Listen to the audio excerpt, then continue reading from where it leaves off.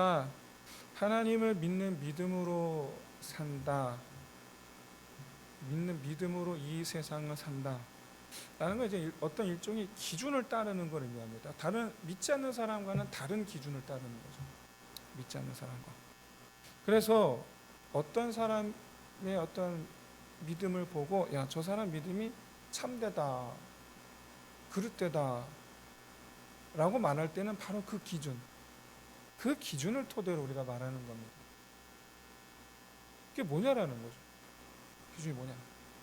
어떤 기준을 따를 때에 저 사람의 믿음은 참되다라고 말하고 저 사람의 믿음은 그릇되다고 말하는 것. 여러 가지가 있겠지만 가장 확실한 것은 하나님과의 관계입니다. 관계. 하나님과의 관계가 어떠하든지 모든 그리스도인은 동일한 얘기를 해요. 난 예수를 믿어. 주님, 예수님께 내 죄를 사해 주신 것을 믿어. 이 말은 모든 것을 다 똑같이 해요. 똑같이. 그런데 하나님과의 관계, 단순히 하나님과의 관계가 좋다 나쁘다를 말씀드리는 게 아닙니다. 하나님과의 관계가 좋다 나쁘다가 아니라 하나님과 우리의 자신, 하나님과 나 자신의 어떤 이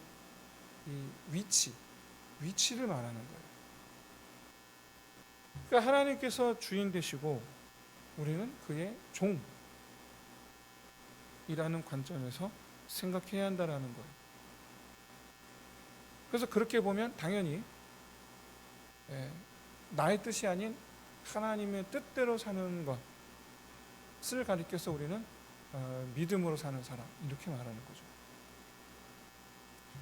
결국에는 누가 누구를 위해 존재하는가에 대한 질문에 대한 답입니다. 누가 누구를 위해 존재하는가? 하나님은 나를 위해 존재하는가? 아니면 내가 하나님을 위해 존재하는가? 우리는 모든 그리스도인들이 다 본인 자기 자신을 가리켜 하나님을 믿는 사람, 하나님을 믿는 성도라고 생각하는지는 모르겠지만 우리의 그 중심을 보시는 하나님은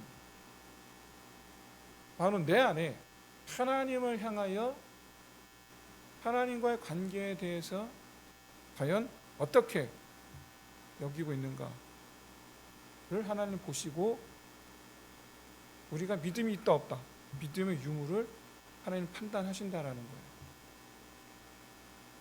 그럼 우리 각자가 추구하는 행복이 각각 아마도 다르겠지만 자기 행복을 위해서 우리가 신앙생활을 한다. 그러니까 신앙이 자기 행복의 어떤 수단이다 라고 한다면 이제 하나님이 나를 위해 존재하는 그런 가치관 속에 있는 거겠죠. 그게 바로 이제 오늘 본문에 등장하는 미가의 집 사람들이에요. 엄밀히 말하면 이제 이스라엘 이 시대에 이스라엘 모든 백성들, 이스라엘 백성들이겠죠. 왜냐하면 6절에서 말씀하고 있으니까 이 시대에 이스라엘의 왕이 없었으므로 모든 사람이 자기 속인 옳은 대로 행하였다. 그러니까 이 시대의 모든 이스라엘 백성들은 다 미가와 같았다. 그럼 도대체 미가가 어떻길래? 보시면 일단 미가의 어머니가 은 1,100개를 도난당했습니다. 은 1,100개. 어마어마한 양이죠. 블레셋 사람들이 삼손을 붙잡기 위해서 내건 현상금이 은 1,100개입니다. 삼손 하나 잡겠다고 내건 현상금. 적은 건 아닐 거예요, 분명히. 근데 이제 4절을 보시면 은 400개로 은 400을 녹여서 신상을 만드는 거예요. 그러니 이 우상의 크기도 분명 작지는 않았을 겁니다. 조그만 뭐 이런 건 아닐 거예요. 소위 말하는 절간 가면 볼 수 있는 불상, 그 정도 크기가 아닐까. 여러분, 이걸 가져간 도둑은 여러분 얼마나 이 담이 큰 도둑일까 도대체. 그 은 1,100개 무게만 생각해도 여러분 그거 어떻게 짊어지고 왔을까요? 근데 그 담 큰 도둑이 누구냐 하고 봤더니 아들이에요. 아들 미가, 선지자 미가도 있는데 미가라는 이름의 뜻이 여호와 같은 이가 누구인가 라는 뜻입니다. 미가가. 그러니까 미가의 삶의 모양이 여호와 같은 이가 과연 누구냐라고 말할 정도로 미가의 모습을 보니, 미가가 살아가는 모습을 보니, 야, 그와 함께하는 하나님, 그 위대하신 하나님,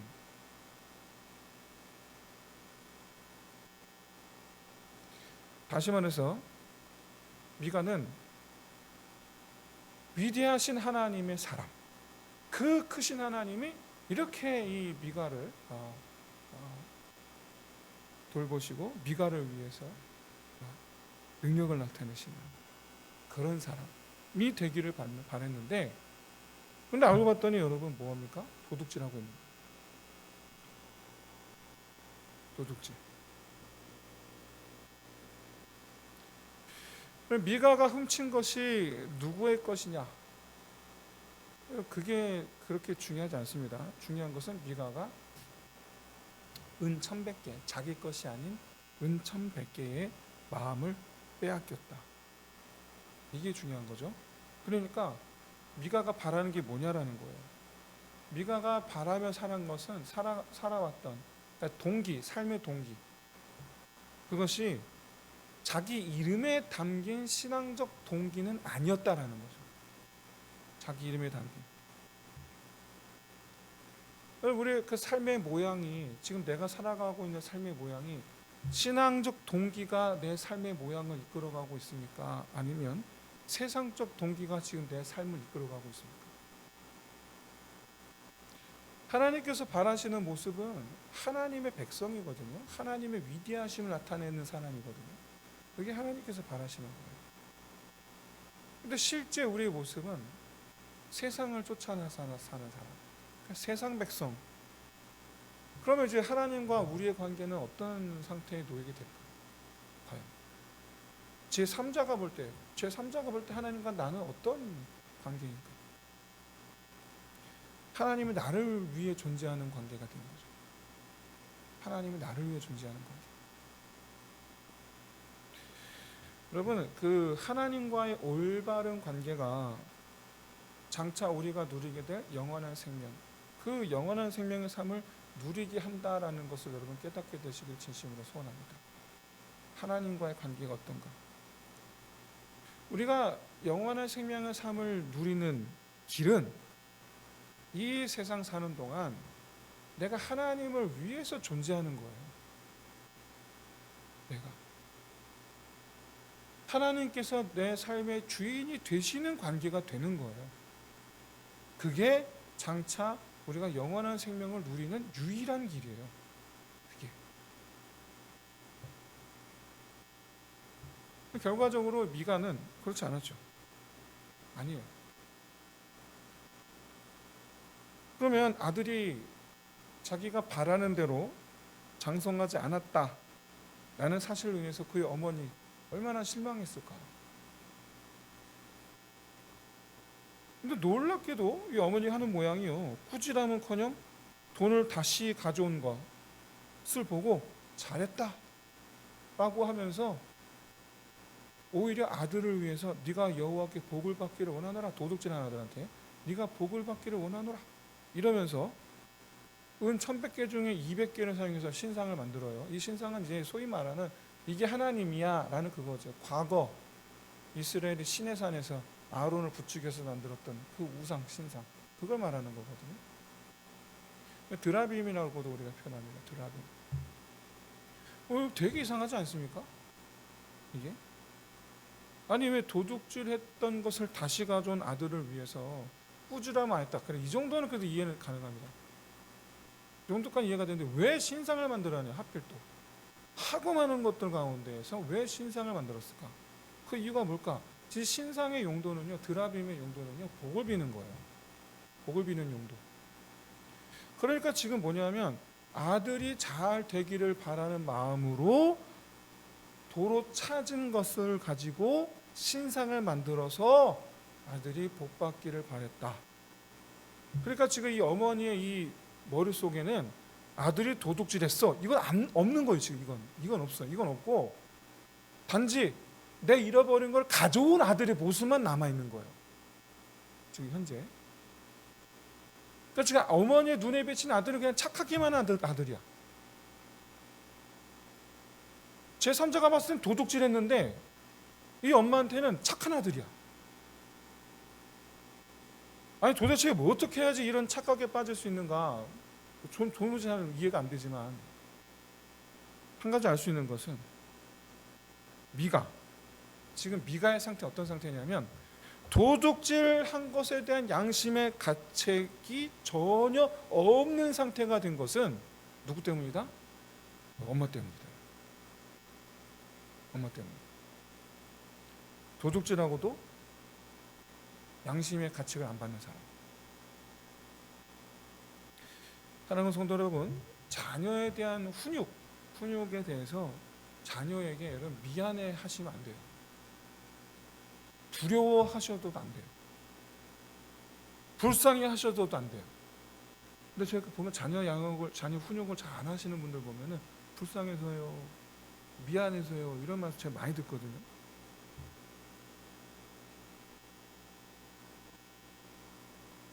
옛날에 운동부 다닐 때 운동부 안에 있었던 강목 들고 이런 걸 말하는 게 아니잖아요. 이런 걸 말하는 게 아닌데. 그렇다고 해서 훈육을 아주 강하게, 아주 회초리로, 아주 세게 그렇게 하라는 게 아니라 여러분, 말씀으로 담대하게 하셔야 되는 거예요. 말씀으로 담대하게. 근데 그 하나님의 말씀을 거절한다. 그럼 그때 매를 드는 거예요. 그때. 여러분, 인격적인 자녀, 인품이 훌륭한 자녀가 되게 하려면 여러분 인격을 가르치셔야 되는 거예요. 인품을 가르쳐야 돼. 이게 인품이야, 이게 인격이야, 이걸 가르쳐야 되는 거예요. 근데 보십시오, 하나님의 말씀은요, 하나님께서 우리에게 말씀을 주셨냐면 도덕적인 사람이 되라고 주신 게 아닙니다. 인격이 훌륭한 사람이 되라고 주신 게 아니에요. 하나님을 닮은 사람이 되라고 주신 거예요. 말씀대로 살면 하나님을 닮은 사람이 되어 있을 줄로 믿습니다. 말씀대로 살면 하나님의 얼굴을 하고 있는 사람이 될 줄로 믿습니다. 하나님 얼굴을 하고 있는 사람이면 당연히 인품도 훌륭한 줄로 믿습니다. 우리는 도덕을 가르치는 게 아니에요. 우리는 말씀에 비추어 어긋남이 없는 사람은 당연히 따라오는 거예요. 인격과 인품에 있어서도 부족함이 없는, 이건 당연히 따라오는 거예요. 더 중요한 건 우리가 말씀을 가르쳐야 되는 것. 그래서 이 아이가 하나님의 얼굴을 하게 함이 필요한 이유는, 더 중요한 이유는 사람들이 야 당신 참 인품 훌륭해 칭찬받기 위해서가 아니라 그런 사람에게 우리 하나님께서 함께 하시는 줄로 믿습니다. 그런 사람, 하나님께서 함께 하시는 사람이 되게 하기 위해서 필요한 거예요. 바라기는 우리 아들, 딸로 하나님이 함께 하시는 사람이 되도록 훈육을 아끼지 않는 부모가 되시기를 주의 이름으로 축원드립니다. 그런데 여러분, 미가는 보시면 자기를 이뻐하기만 하는 어머니, 근데 그 어머니의 그 마음을 그냥 의뢰히, 당연히 여겨요. 이게 무슨 말이냐면 뉘우침이 없는 것을 둘째치고, 자 보세요, 자기를 위하는 어머니에 대한 그 어떤 감사도 없어요. 여러분 이걸 주목해 보셔야 돼요. 평생을 이뻐했는데 나한테 감사가 없어요. 얘가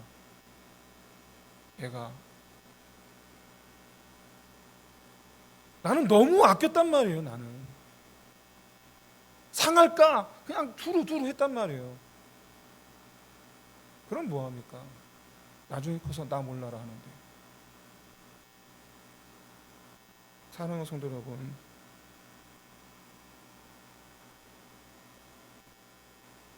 우리 자녀들에게 감사를 가르치는, 아 내가 부모님 정말 나 이렇게 너무 고마워, 이 마음을 갖게 하는 길은요, 부모가 베푼 것을 당연시 여기게 하면 안 됩니다. 엄마가 너 사랑하는 거 당연한 거 이런 말 하시면 안 돼요. 우리가 조건적으로 사랑하는 거 아니에요. 물론 아닙니다.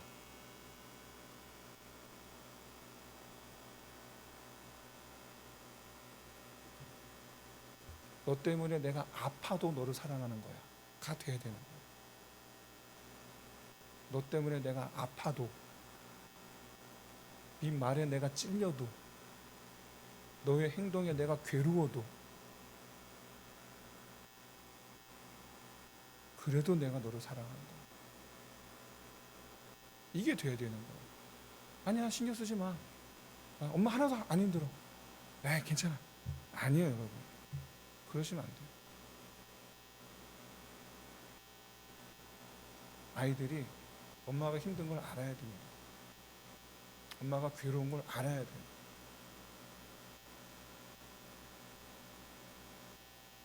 여러분, 많은 그리스도인들이요, 십자가 위에서 죽으신 예수님에서 아무런 그 감동이 없어요. 공감이 없어요. 저는 어릴 때 얼마나 우리 주님 아프실까 우시던 펑펑 우시던 80 권사님 떠오르거든요. 근데 맨날 우세요. 이해가 안 됐어, 저는. 우리 주님 십자가 못 박혀 죽으시 얼마나 그 손목이 아프실까. 아니, 어제 했으면 되는데 오늘도 그러시는 거예요. 늘 그러시는 거예요. 참, 어떤 하루 이틀이지 어째 저러는가? 그분이 제대로 신앙생활 하시는 거죠. 주님의 고통에 참여하는 자가 정말 그리스도인 줄 믿습니다. 도대체 주님께 십자가에 못 박히시게 나하고 뭔 상관이야 하는 그런 그리스도인들이 정말 많아요. 십자가에 죽으신 주님이 아무런 공감을 갖지 않는. 그래서 그 주님의 그 죽으심이 그렇게 가치가 있어 보이질 않는 거예요.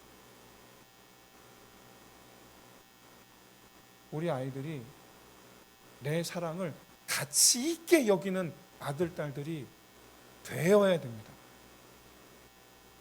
내가 너를 위해서 그동안 내가 희생했어. 이거를 굳이 우리가 광고하듯이 알려줄 필요는 없지만, 그걸 알게 할 필요는 없지만,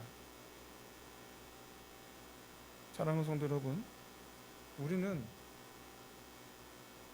주님의 사랑을 가르쳐야 되고, 더 나아가서 사랑은 늘 항상 그 이면에 희생이 있다, 헌신이 있다. 그 사랑, 나를 이뻐하는 그것만 보지 말고 그거 위해서 감수하고 있는 그 주님의 희생과 그 헌신까지도 볼 수 있게 해야 된다는 거예요. 그것까지도. 저는 요즘 이렇게 젊은 사람들 보면은 젊은 엄마들 이렇게 옆에서 가만히 보지 않습니까? 좀 위기감을 느껴요. 위기감을 느껴요. 혼을 안 내서가 아닙니다. 혼을 안 내서가 아니고 이뻐하기만 하니까 그러는 거예요. 이뻐하기만 하니까. 이쁘죠, 당연히. 당연히 이쁩니다. 더 많이 사랑해야 되고, 김혜자 씨, 권사님들하고요, 김혜자 씨가 하는 말처럼 꽃으로도 때리지 말라.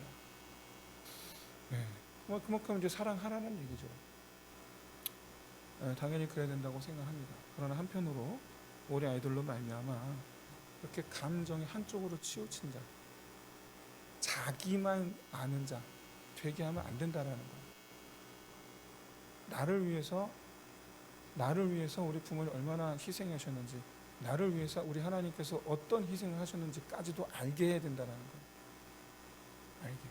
그래서 여러분 성경을 보시면 하나님께서 종종 이런 말씀하세요. 종종. 내가 너 때문에 마음이 상했어. 이런 얘기를 하시는 거예요. 이런 얘기를. 사랑하는 성도 여러분, 정말 바라기는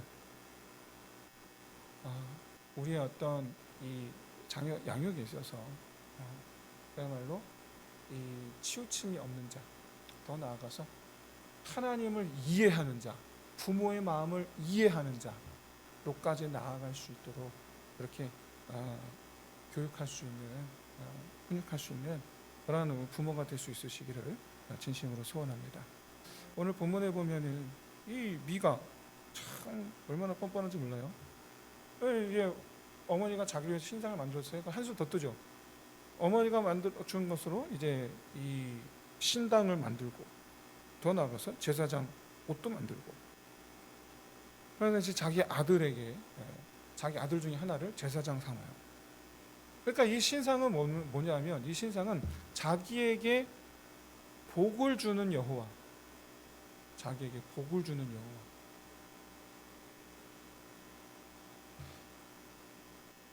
여러분, 이런 이 미가 집안에 일어나고 있는 일을 우리는 이걸 어떻게 해석해야 될까? 어떻게 해석해야 되는가? 돈을 찾았을 당시에 미가 어머니의 태도를 한번 가만히 보십시오. 10중 8구 어머니의 가치관이 아들에게 전달되었을 게 분명하죠. 돈을 찾기 이전에 미가의 어머니는요, 돈의 행방을 이리저리 수소문하면서 난리 법석을 떱니다. 그러면서 만나는 사람마다 내 돈을 가져간 사람 저주받으라, 저주를 외치고 다녔어요. 저주를. 그러니까 돈을 가져간 사람이 밝혀지면 굉장히 뭔가 큰일이 날 것 같은 그런 분위기였단 말이에요. 그런데 아들이 훔쳐갔다 그러니까 아무 일도 일어나질 않아요. 돈을 찾은 것에 대해 안심해요. 왜냐? 이유가 있습니다. 돈이 집 밖을 나간 게 아니라 집 안에 있었기 때문에. 돈이 다른 누군가에게 간 게 아니에요. 내 집에 있는 거예요. 내 집에. 어차피 아들에게 돌아갈 거예요. 나 죽으면 아들에게 갈 거예요. 그런데 그 아들이 가져갔다는 거예요. 그러니까 아무 일도 아닌 것처럼 태도가 급변하죠. 저주가 아닌 상을 줘요. 아들이 돈을 가져온 이유가 뭐 때문이냐면 어머니가 동네방네 돌아다니면서 내 돈 1,100 그거 가져간 사람한테 저주가 있을지하다 이러고 다니는 걸 들었기 때문이란 말이에요. 그러니까 가져온 거예요. 그런데 그가 받은 게 뭐냐? 벌이 아니고 상이에요. 뭐냐? 훔쳤던 돈 다시 더 돌려받아. 원래 내 거인 것처럼. 거기다가 뭔가 좀 굉장히 이상한데 정말 아이러니한 것은 이런 어머니의 아들 모두가 남이 들으면 뭔가 두 모자가 굉장히 신앙심이 있는 줄 알 정도로 지금 사사건건 여호와 이름을 들먹여요. 사사건건. 돈을 잃어버렸더니 여호와께서 그를 저주할지어다. 돈을 찾았더니 주여 이 아들에게 복을 주 여호와여 이 아들에게 복을 주옵소서. 그래놓고는 아들의 도둑질한 돈으로 우상을 만들어. 그 아들은 그 우상이 여호와라. 이 우상이 여호와. 그래놓고서는 이 제사장, 자기 아들을 제사장 만들어 자기 집에 이 산당을 모셔놔요. 이 일련의 모습을 보여주면서 사사기 저자가 마지막 한 줄 요약을 하죠. 그때에는 이스라엘에 왕이 없었으므로 사람마다 자기 속에는 옳은 대로 행하였더라. 여기에 답이 있는 거예요. 이스라엘은 하나님을 왕위로 섬긴 적이 없어요. 하나님을. 그럼 뭘 섬기는 걸까? 도대체 이 아들을 이 답을 뭘 섬겼나? 이들이 섬긴 건 뭔가? 답을 얻기 위해서 제가 여러분 질문 한번 던져보겠습니다. 한번 답변해 보십시오. 첫째, 이 어머니가 아들을 위하여 빌었던 복, 그 복의 정체가 뭡니까? 미가가 우상을 만들고 이 신상을 지었던 이유가 뭡니까? 셋째, 이들은 무엇을 위해서 여호와를 믿은 겁니까? 답은 재물입니다. 재물. 그러면 자기들은 하나님을 믿다고 얘기하고 있어요. 그러면서 그것도 여호와 하나님께서 하지 말라는 것만 골라서 하면서 하지 말라는 것만 골라 하면서 여호와여 복을 주옵소서. 근데 그 복이 뭐냐? 재물이에요. 여러분 우리 안하무인이라는 말 여러분 아시죠? 안하무인. 이 같은 표현이 안중무인이라는 표현이 있습니다. 같은 말입니다. 안중무인. 그러니까 직역을 하면 우리 눈 속에 사람이 없다. 눈 속에 사람이 없다. 라는 뜻이에요. 자, 그러면 눈 속에 하나님이 안 계시다를 사자성어로 만들면 뭘까요? 안중무신 좀 되지 않을까요? 안중무신. 그래서 여러분 미가의 가족의 특징을 보면 이 미가의 가족의 특징을 사자성어로 표현하면 안중무신이에요. 이 시대 이 사사기 시대의 모든 이스라엘 백성들을 모양을 사자성어로 표현하면 똑같이 안중무신이에요.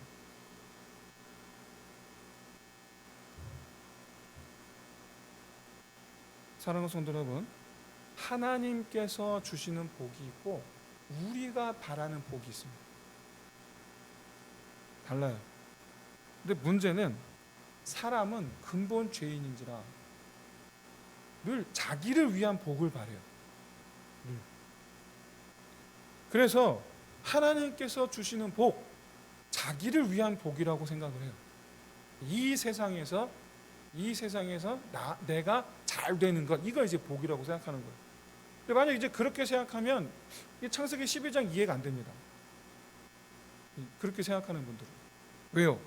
아브라함에게 뭐라 말씀하십니까? 너는 내가 너에게 복을 주리라 입니까? 너는 복의 근원이 되라 입니까? 복의 근원이 되라는 거예요. 복을 나눠주는 사람이 되라는 거거든요. 복을 받는 사람이 되라가 아니라 복을 나눠주는 사람이 되라. 이게 이해가 안 되죠. 이게.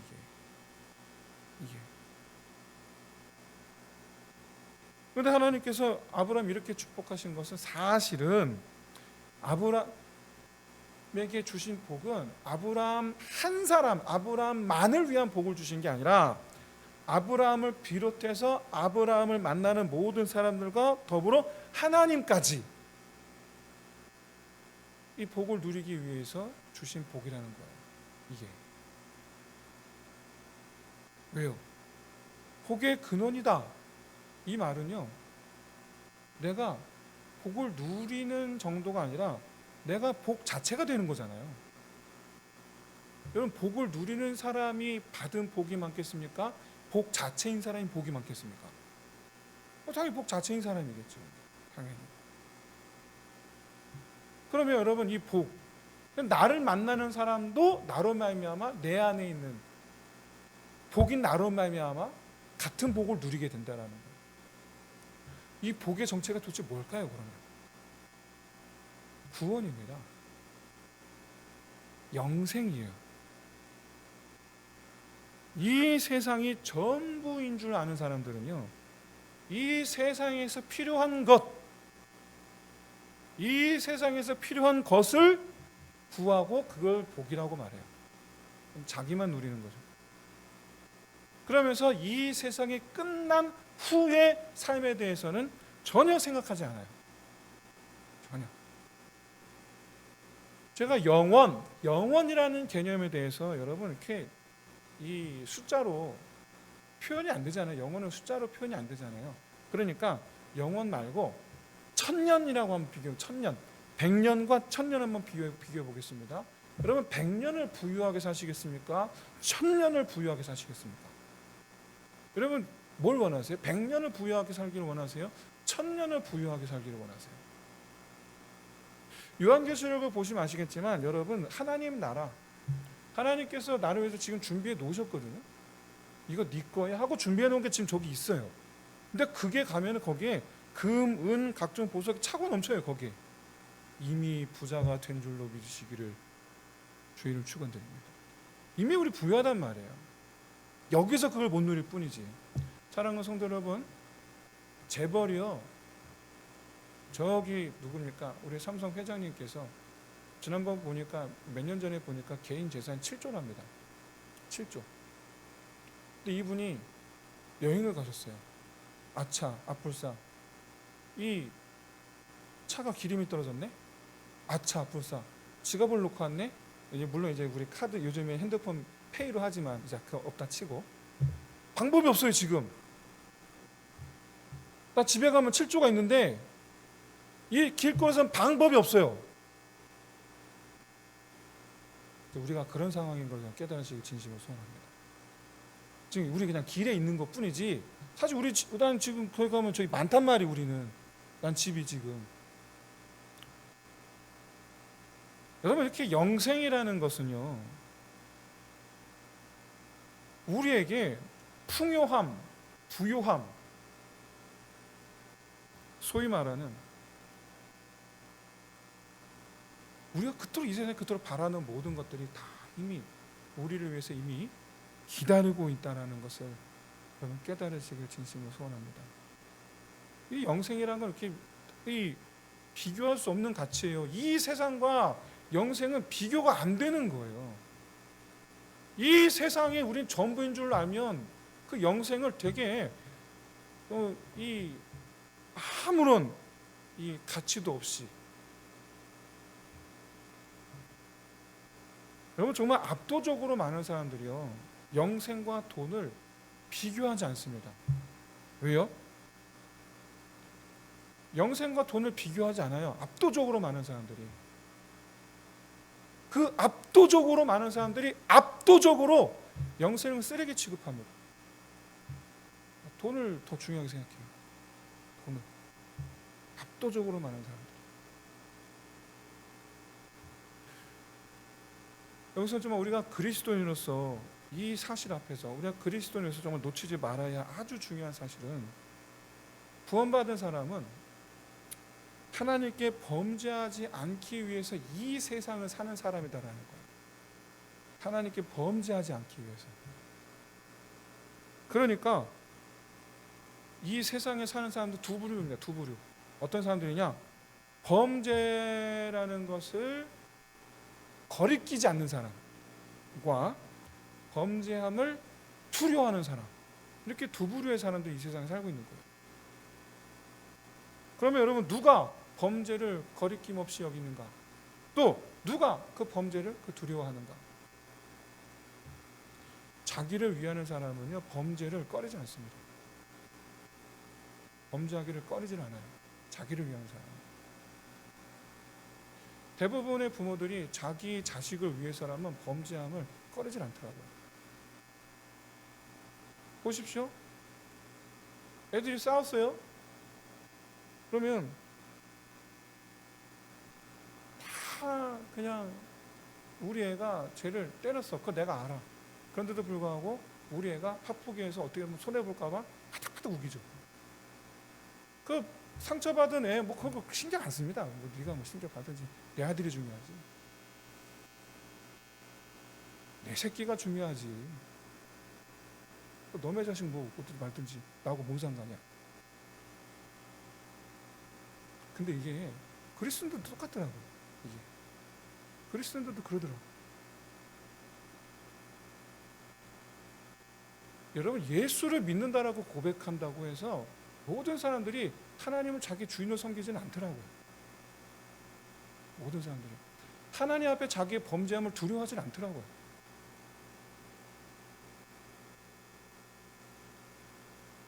사랑하는 성도 여러분, 우리 영원히 잘 되기를 바라는 사람 되시기를 진심으로 소원합니다.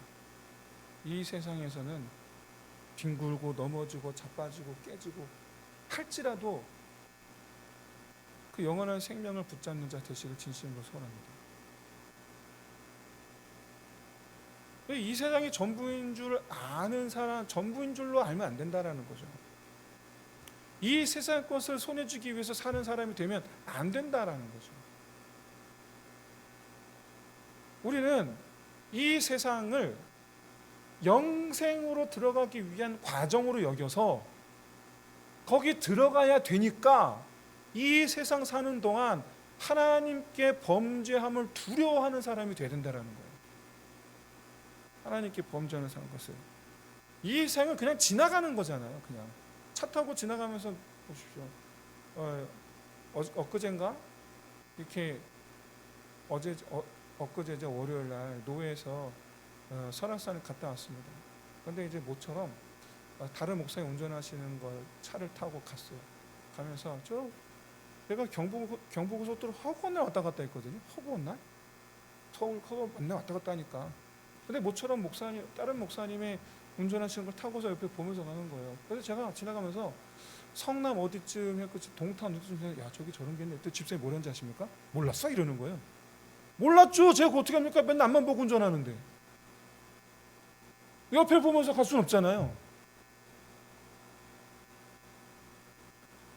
우리 인생은 그렇게 살아야 되는 거예요. 지나가는 대로 두게. 그건 어차피 지나가는 겁니다. 그거 지켜보고 그거 잡으려 애써봐야 뭐합니까? 어차피 나는 서울 갈 건데. 여러분, 한 번뿐인 인생, 복의 근원으로 살아가는 저 여러분 되시길 진심으로 소원합니다. 한 번뿐인 인생. 많은 사람들이요, 종교라는 것을 결국엔 나 위한 거 아니야? 이렇게 생각해요. 나를 위한 거 아니야? 종교? 내가 나한테 필요하니까 나를 위해서 내가 종교 활동을 하는 거지. 왜냐? 실제로 여러분 그 많은 종교들이, 그 모든 종교들이 다 자기를 위해서 만든 신들이잖아요. 자기를 위해서 만든 거예요, 결국에는. 그러나 우리 여호와 하나님은 하나님을 위해서 사람을 지으셨어요. 그리고 사람을 위해서 세상을 지으셨어요. 물론 창조 순서는 바뀌었죠. 그러나 애시당초 하나님은 사람을 지으실 생각을 하시고 사람을 두시기에 먼저 세상을 지으신 후에 마지막에 사람을 지으시긴 하셨죠. 이게 하나님과 사람 사이의 올바른 관계의 표지예요. 애시당초 하나님은 하나님을 위해서 사람을 지으셨어요. 이 관계를 온전히 회복할 수 있으시길 진심으로 소원합니다. 하나님과의 관계가 올바르게 설 때 하나님께서 새롭게 창조하신 그 새 세상이 내 것이 될 줄로 믿으시기를 진심으로 소원합니다. 처음 창조하실 때 그랬거든요. 하나님은 하나님을 위해서 우리를 지으신 다음에 그런데 그런 우리를 위해서 세상을 지었잖아요. 똑같습니다. 장차 새 세상도요, 하나님을 위해서 새 세상을 만드시는 게 아니에요. 하나님은 하나님을 위해서 우리를 구원하사 하나님의 자녀 삼으실 줄 믿습니다. 그런데 다시 이루실 새 세상은 정작 누구를 위한 겁니까? 우리를 위한 거예요. 우리를. 여러분, 지금 이 세상의 것들을 복이라 여기지 마시고 장차 새롭게 하여 새롭게 창조하여 주실 그 새로운 세상, 그것을 복으로 믿는 믿음으로 지금 이 세상을 살아가는 저 여러분 되시기를 진심으로 소원합니다. 여러분, 히브리서 기자가 괜히 말씀드린 건 아닙니다. 다 지나가는 것들이에요. 이 세상 것들은 특히 소망하고 자시고 할 것도 없습니다. 특히 진정한 복은, 우리가 추구해야 될 진정한 복은 우리 죄를 그렇게 하기 위해서 새 세상을 우리에게 주시려고 우리의 죄를 사하시고 구원하사 영원한 생명을 부어주신 예수 그리스도가 우리에게는 복인 줄로 믿습니다. 여러분, 주님께 온전히 그 주님을, 그 예수 그리스도 우리 주님과 더불어 관계가, 그래서 주님 말씀하시는 거예요.